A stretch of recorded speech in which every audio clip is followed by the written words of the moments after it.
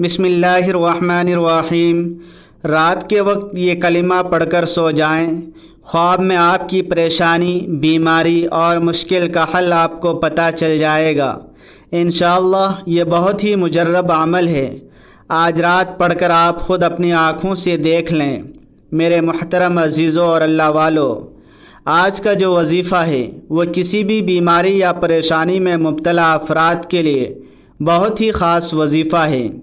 اگر کوئی شخص کسی بھی بیماری میں مبتلا ہو اور ہر قسم کا ڈاکٹری علاج کروا کر، مہنگی ادویات کھا کر مایوسی کا شکار ہو چکا ہو، یا کوئی بھی شخص کسی بھی قسم کی ذہنی، معاشی یا خاندانی پریشانی میں مبتلا ہو، لیکن وہ پریشانی حل ہونے کا نام نہ لے رہی ہو، تو اس کو چاہیے کہ یہ عمل لازمی کرے۔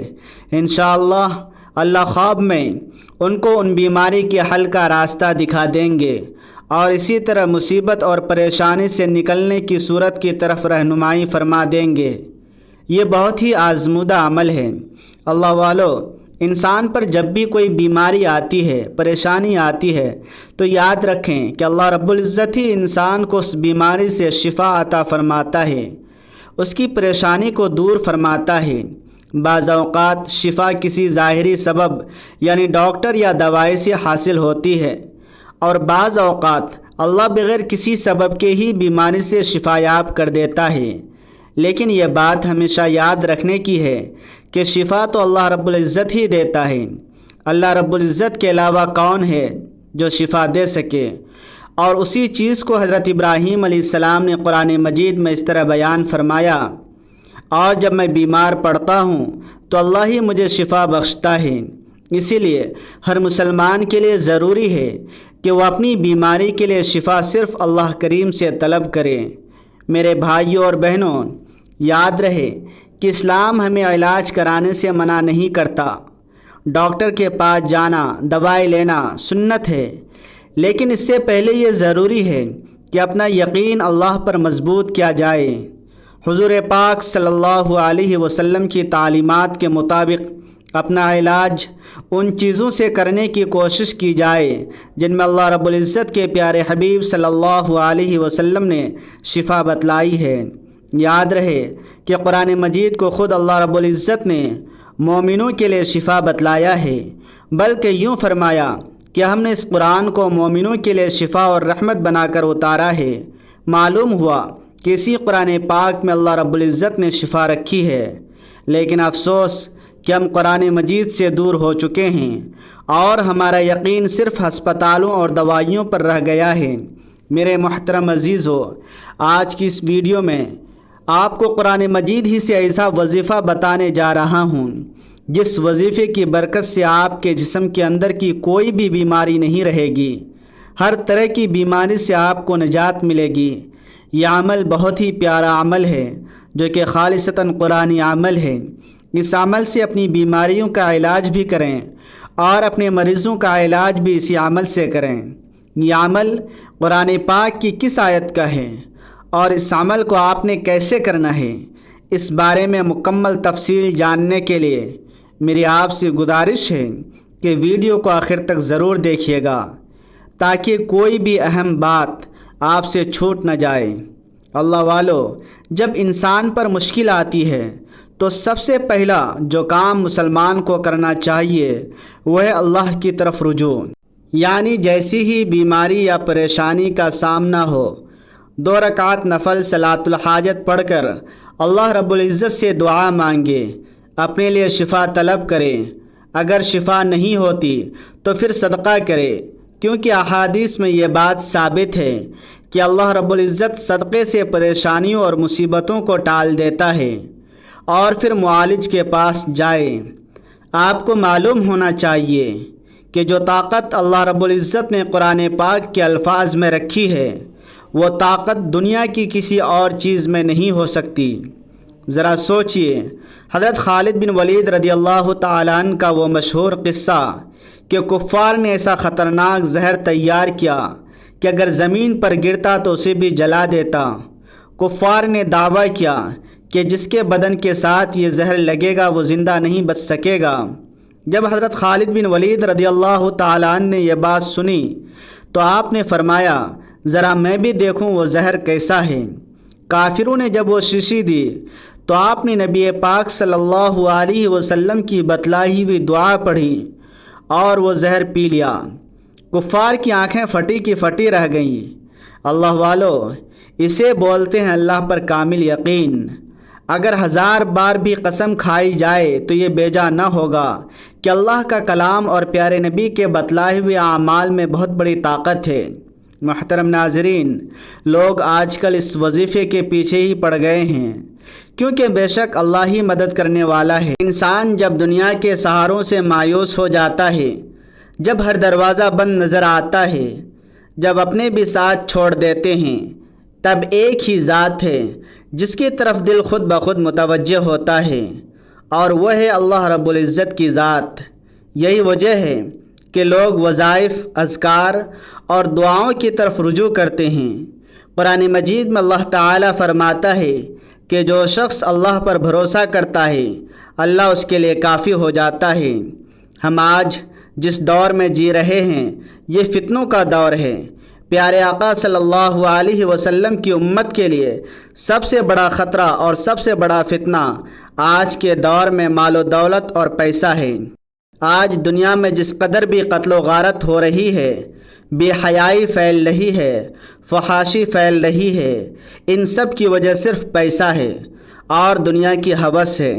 انسان اپنی ذات اور نفس پرستی کے نشے میں اس قدر گر چکا ہے کہ وہ چاہتا ہے کہ مجھے فلاں چیز مل جائے، فلاں عہدہ مل جائے، اور جب وہ خواہشات پوری نہیں ہوتی تو وہ ڈپریشن، بے سکونی اور بیماریوں کا شکار ہو جاتا ہے۔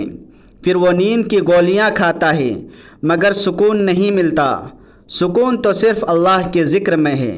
اللہ تعالیٰ فرماتا ہے آگاہ رہو، دلوں کا سکون صرف اللہ کے ذکر میں ہے۔ میرے عزیزو، اگر آج کی یہ صورتیں پڑھ لینے سے، رات کو یہ کلمات پڑھ کر سو جانے سے آپ کے ڈاکٹروں کے خرچے بچ جاتے ہیں، دوائیوں کا خرچہ بچ جاتا ہے، آپ کی ٹینشن ختم ہو جاتی ہے اور مریض صحت مند ہو جاتا ہے، تو آپ بتائیں اس سے بڑی کامیابی، اس سے بڑی بات اور کیا ہو سکتی ہے؟ جو انسان کئی سالوں سے بیماریوں کا شکار ہوا ہو، اس کی زندگی کی ایک ہی تمنا ہوتی ہے کہ اسے سکون مل جائے۔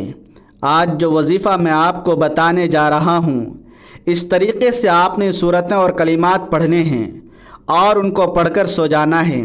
پھر دیکھیں اللہ کریم کیسے آپ کو شفا عطا فرما دیں گے۔ دیکھیں، جب کوئی ڈاکٹر دوائی دیتا ہے تو وہ ایک طریقہ بتاتا ہے کہ اس دوائی کو آپ نے اس طرح استعمال کرنا ہے۔ اگر آپ ڈاکٹر کے طریقے کے خلاف جائیں گے تو آپ کو فائدہ نہیں ہوگا۔ اسی طرح جو روحانی طریقہ میں آپ کو بتانے جا رہا ہوں، بالکل اسی طریقے سے آپ نے عمل کرنا ہے۔ یقین کریں، کائنات میں کسی بھی فرد کو کسی بھی قسم کی بیماری لگ گئی ہو، کوئی قلبی بے چینی ہو، کوئی جادو یا جن یا عصیب کا سایہ ہو، آج کا یہ وظیفہ پڑھنے کے بعد آپ اپنے حالات کو بدلتے ہوئے اپنی آنکھوں سے دیکھیں گے۔ عمل کا طریقہ اور وظیفہ غور سے سن لیں۔ یہ چھوٹا سا عمل آپ نے رات کو سونے سے پہلے، اپنے بستر پر لیٹنے سے قبل باوضو حالت میں کرنا ہے۔